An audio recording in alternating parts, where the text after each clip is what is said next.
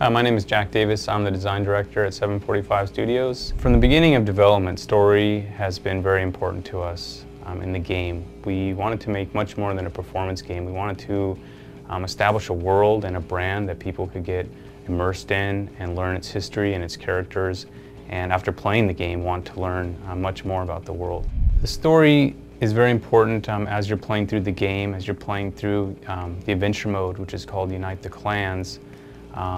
What you're doing in the gameplay is directly tied to how you're affecting the world and how you're bringing the world together. The premise behind Ohm is that what if there was this world very similar to our own, but in addition to this emotional power, music had a real physical power, that people could use music to manipulate the environment, to change nature or alter the weather or enhance your own physical or mental abilities.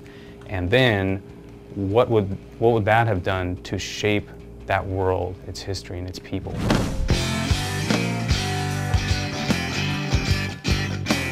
The people in this world who can manipulate mojo are called rockers. And so a rocker is not just, hey, someone who rocks, who plays music. It's actually a title. And rockers are agents of these musical clans who serve their frontman, who serve their clan with the power of music.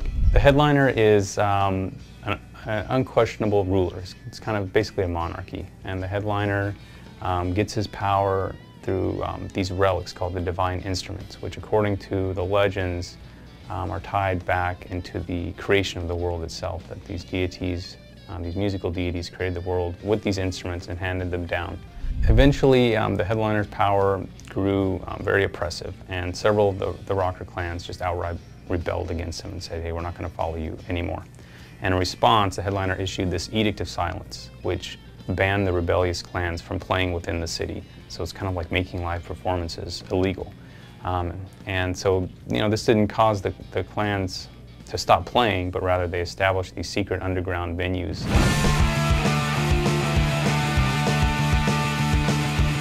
So all the venues in the game have this very different underground, secretive kind of feel to them.